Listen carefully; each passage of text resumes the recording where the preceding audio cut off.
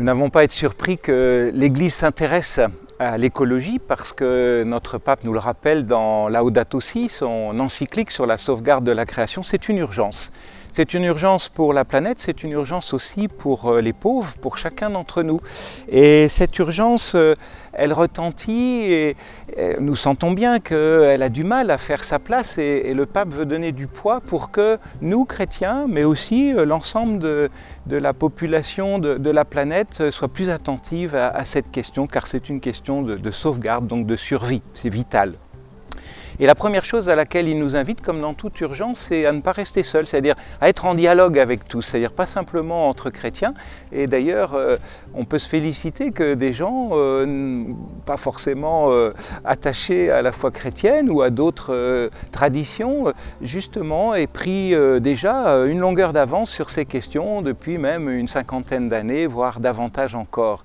Et donc, nous sommes tous requis dans cette urgence. Et puis, peut-être que nous avons aussi à entendre de la part du pape qu'il y a plusieurs manières de faire de l'écologie. Je ne dis pas que ceux qui ne sont pas chrétiens la font mal, mais nous avons à réfléchir pour que, nous dit-il, cette écologie ne soit pas une écologie superficielle. C'est-à-dire que nous avons à comprendre que, évidemment, chaque action, aussi petite soit-elle, infime, est importante, mais elle est toujours à penser dans une relation avec un ensemble. Pour le pape, l'écologie, c'est une question d'interdépendance. Son concept, c'est de dire tout est lié. C'est-à-dire à la fois la clameur de la terre, le cri de la terre, le cri des pauvres, tout est relié. Déjà, la nature nous enseigne, par exemple dans la notion d'écosystème, que justement tout est interdépendant. Eh bien, c'est la même chose aussi dans la réflexion chrétienne et nous avons à comprendre que cette approche écologique concerne finalement, on pourrait prendre le mot d'alliance. C'est une relation d'alliance, d'alliés avec soi-même déjà, avec aussi le prochain, les autres personnes, mais aussi avec la terre et toutes les créatures, et enfin aussi avec Dieu. Et c'est à partir de là que l'on peut comprendre aussi la contribution de l'Église à l'écologie qui apporte une spécificité et qui est justement un encouragement pour l'ensemble des acteurs, qu'ils soient d'ailleurs chrétiens ou non. Pour me faire bien comprendre, quelques exemples d'une approche qui pourrait être un peu superficielle de l'écologie. Par exemple, on voit des militants qui revendiquent que les OGM, particulièrement sur les végétaux, ne soient pas employés avec un principe de précaution. Et en même temps, quand il s'agit des humains, des embryons, des codes génétiques, eh bien, n'y voit pas d'inconvénient.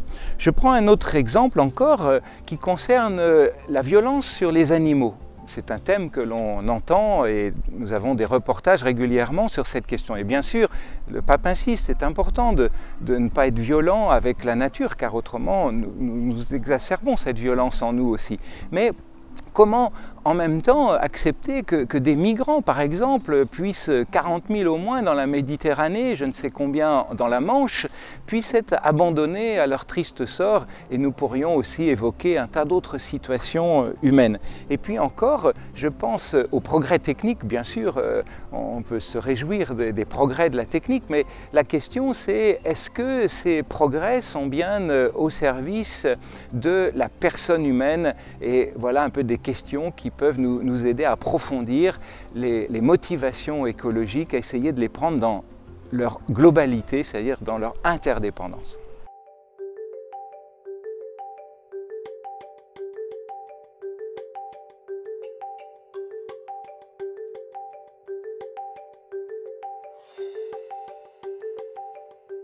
Alors, en quoi ça consiste la mission rurale? C'est un peu faire être attentif à ce qui se passe dans le monde rural, accompagner les mouvements ruraux qui sont dans le diocèse, l'Action catholique des enfants qui est surtout présent en milieu rural, le mouvement rural de jeunesse chrétienne et le mouvement des chrétiens dans le monde rural.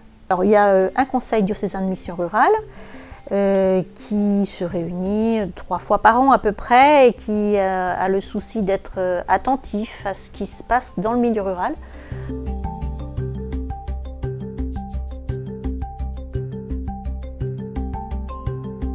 Il y a des petites choses, Église verte, c'est une initiative nationale qui invite l'Église, alors dans tout son ensemble, les paroisses, les mouvements, les services, les communautés religieuses, à être plus attentive à l'écologie. À l'écologie dans le sens où Pape François parle, c'est-à-dire l'écologie intégrale, être attentif, prendre soin des relations entre les gens, des relations aussi à soi-même, développer son intériorité, sa spiritualité, l'émerveillement vis-à-vis de la nature, de la vie, des relations avec les autres, avec le monde vivant, créature, et avec Dieu. Et dans le diocèse, il y a 2 endroits qui se sont engagés dans la démarche Église verte. Pour l'instant, c'est l'école Sainte-Solange de Vasselay et la paroisse de Néronde. Alors je parlais du souhait des évêques de France de rassembler toutes ces initiatives. C'était dans un rassemblement prévu en avril 2020, qui n'a pas eu lieu à cause du confinement.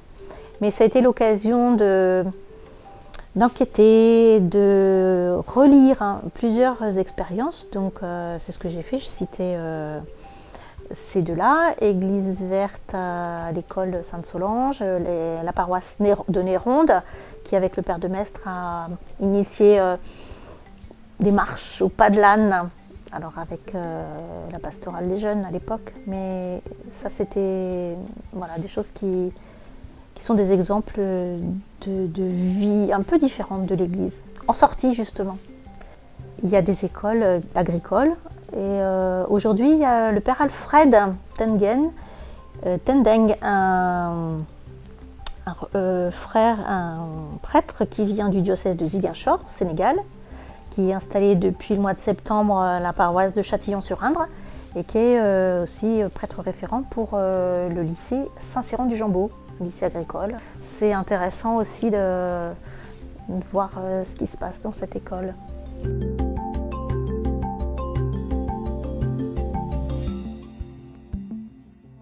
Voilà, question d'un rassemblement pour les 6e, 5e. C'est l'initiative du service diocésain de catéchèse et de catéchuménat avec l'aumônerie de l'enseignement public et l'aumônerie des écoles catholiques du Berry. Donc ce sera le 17 avril à Vierzon. Les jeunes de 6e, 5e se réuniront avec cet objectif de rendre honneur à la terre et à Dieu. Le thème, c'est « Écoute la terre, prends soin de ton frère ».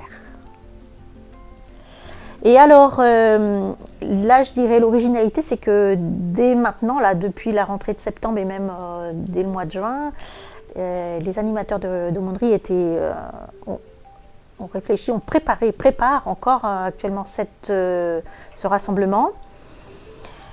Les jeunes ont réfléchi à tout ce qui est relation dans leur vie de jeunes, dans leur vie de foi, à toutes ces relations avec leur milieu, avec leur famille, avec leur environnement, en eux-mêmes. Ils ont rencontré des gens qui sont acteurs de l'écologie dans tous les domaines, l'attention aux autres, l'entraide, la fraternité, on dit la diaconie, ou le soin à la terre. Ils ont rencontré des gens différents et suite à ça, ils vont faire un petit reportage. Et ils vont apporter le 17 avril les fruits de cette rencontre, en ayant un petit peu regardé. Et ils vont l'apporter sous forme de dessins, de sketchs, de vidéos, de montage diapo. Et pour se dire les uns aux autres, qu'est-ce qu'on a découvert dans toutes ces rencontres-là, de ce qui fait la richesse des relations à soi, à Dieu, aux autres, à la terre. Et suite à ça, donc les jeunes vont échanger, continuer sur place dans cette journée à faire des ateliers, prendre conscience que l'appel du pape, c'est pour la vie quotidienne aussi. Et repartir dans leur diocèse, dans leur paroisse, dans leur équipe d'aumônerie, avec un projet ou avec des motivations pour un projet. parce que même si l'encyclique du pape Laudato Si date de 2015, là ça fait 5 ans. Et le dicaster nous invite à relancer encore pour 7 ans. Donc les jeunes qui ont 13 ans aujourd'hui, ils auront 20 ans dans 7 ans. Et ils seront, eux, acteurs et capables d'entraîner d'autres autour d'eux, même des adultes. Voilà, parce que les jeunes, ils s'intéressent beaucoup à ces questions.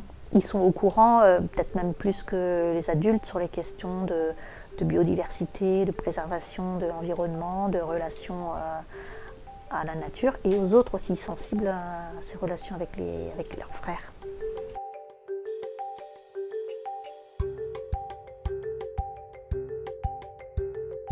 Ces initiatives diocésaines que nous venons d'entendre, mais aussi bien d'autres initiatives à travers différentes ONG, organisations ou même des entreprises qui cherchent des modèles plus coopératifs que concurrentiels, nous font comprendre aussi quelle est la place de la relation, la place de l'homme. D'ailleurs, le Covid nous a fait comprendre combien la relation était fondamentale et que bien sûr on peut avoir peur et on doit se protéger de la maladie, mais ce qui fait vivre, c'est la relation humaine.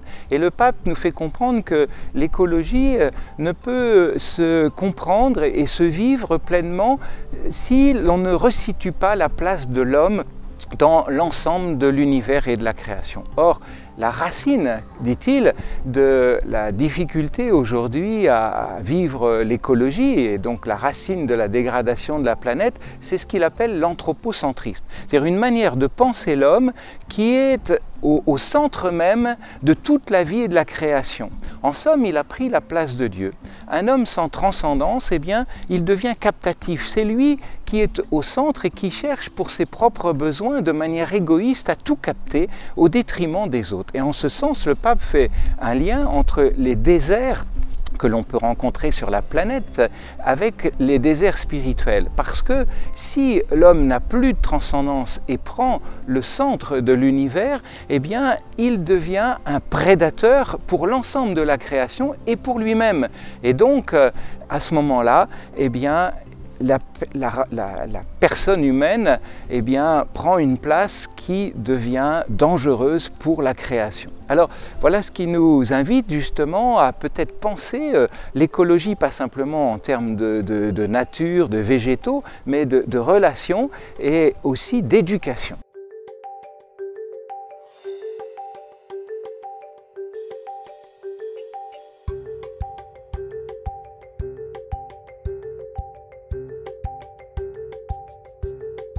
Nous avons créé un foyer donc, sur Bourges avec le diocèse de Bourges pour des jeunes donc, de 6 à 16 ans.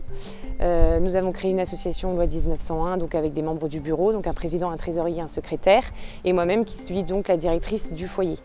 On s'aperçoit aujourd'hui qu'il y a une vraie urgence éducative donc au niveau des jeunes. C'est pour ça que nous avons proposé ce projet au niveau du diocèse. Donc ça a été favorable et nous espérons ouvrir le 5 janvier prochain. Concrètement, en quoi ça consiste? Nous allons ouvrir 2 jours par semaine, donc le mardi soir pour une aide aux devoirs et le mercredi après-midi pour des activités comme de l'art créatif, du chant. Nous avons aussi un topo qui va être fait par le père Vincent Joyot, puisque c'est l'aumônier qui nous est attitré pour ce foyer. Et donc voilà, donc nous ouvrons 2 jours par semaine et nous espérons développer le projet au maximum en développant plusieurs activités et aussi à terme ouvrir toute la semaine après l'école. Voilà, donc là pour le moment on se concentre sur 2 jours par semaine parce que c'est une création de projet, on voudrait voir comment ça prend. Et ici on se rend compte que le projet prend de l'ampleur. Notre but du coup est d'ouvrir sur toute la semaine et voir aussi les vacances scolaires. Voilà pour le moment. Donc on s'adresse en priorité le quartier Pignou, parce que c'est un quartier aussi qui est dans la misère sociale. Et notre but aussi, c'est vraiment de mixer à la fois avec des milieux qui sont plutôt défavorisés et des milieux qui sont plus dans une aisance financière. Donc ce mixage des familles qui est intéressant et qui est important au sein de notre projet. C'est aussi favoriser la socialisation du jeune aussi. C'est vraiment un projet éducatif. Aujourd'hui, il y a vraiment une urgence clairement éducative. Des jeunes qui sont parfois aussi dans les quartiers, qui traînent, qui ne savent pas quoi faire, qui ont besoin d'être occupés. Donc c'est un lieu qui se veut être apaisant, sécurisant pour ces jeunes-là. Et aussi, il y a bien sûr une dynamique d'évangélisation. C'est un projet qui s'adresse à tous les enfants, que ce soit de toute origine sociale et, voilà, et culturelle, donc à la fois des enfants non baptisés comme des enfants musulmans ou déjà donc, catholiques et chrétiens. Voilà. Et du coup, c'est vraiment aussi pouvoir élever les jeunes qui sont plus dans cette misère sociale pour voilà, qu'ils puissent avoir accès à des activités auxquelles ils n'ont pas forcément accès. Et aussi, pourquoi pas, bon, voilà, être aussi formés, je dirais, culturellement. Donc il y a un topo du père Vincent Joyaux qui va être donné et ça donne aussi voilà, ça peut permettre aussi aux enfants de grandir culturellement. Donc voilà, c'est un petit peu le projet qu'on lance cette année du coup à Bourges à partir du 5 janvier.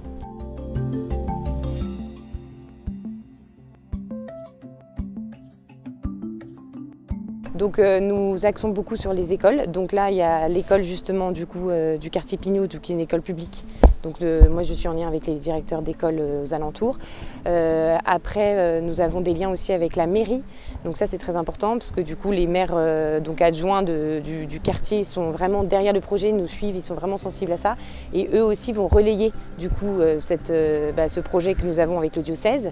Ensuite, du coup, il y a tout ce qui est, évidemment, tous les quartiers nord de Bourges. Mais là, pour le moment, le diocèse nous demande vraiment de rester sur ce secteur-là, qui est le secteur Pignou en priorité. Et puis, nous avons deux paroisses en fait référentes, c'est la paroisse Sainte-Barbe et la paroisse du Sacré-Cœur. Et ensuite, après, à terme, si jamais le projet prend de l'ampleur, pourquoi pas aller plus aux alentours. Mais pour le moment, on est vraiment sur ce secteur-là. C'est ce que je vous disais, du coup, c'est que c'est aussi tout ce quartier qui est un peu désert, où il y a peut-être aussi moins de jeunesse. Donc c'est aussi une manière aussi de redynamiser ce quartier-là. Et donc on va beaucoup par le biais des écoles, donc le bouche à oreille énormément au sein des paroisses. Donc on a élaboré un support de communication là récemment qui du coup va être divulgué aussi au sein des commerces. Donc il y aura des affiches qui vont être dans les commerces de Bourges. Voilà, donc on communique beaucoup comme ça. Et puis aussi le flyer que nous avons élaboré qui sera du coup distribué et diffusé au sein des écoles par le biais des différents directeurs des écoles de Bourges.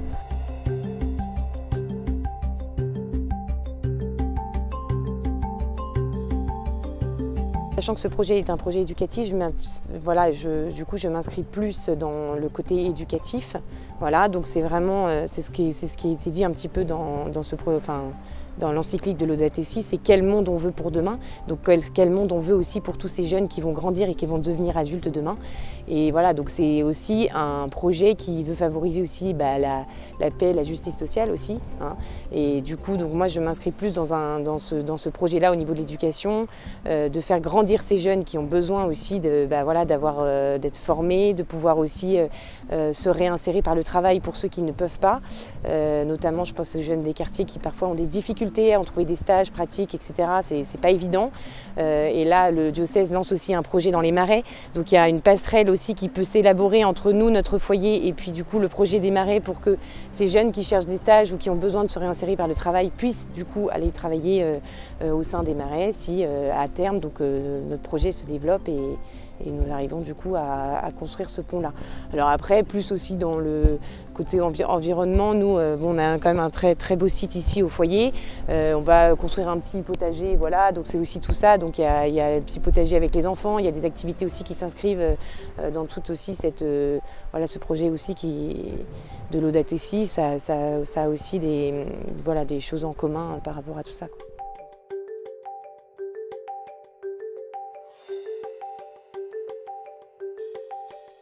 Le pape nous invite à vivre donc une éducation, une spiritualité même écologique. Alors cette éducation, nous l'avons entendu dans ces témoignages, nous invite à nous replacer devant un créateur et une création qui est un don.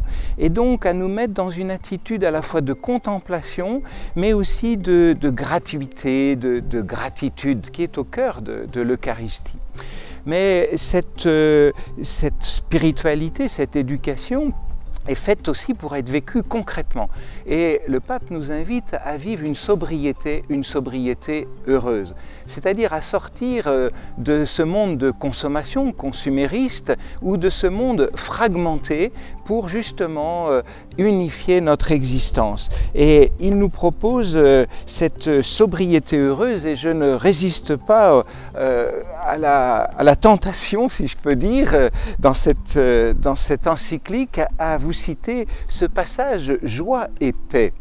La spiritualité chrétienne propose une autre manière de comprendre la qualité de vie et encourage un style de vie prophétique et contemplatif capable d'aider à apprécier profondément les choses sans être obsédé par la consommation.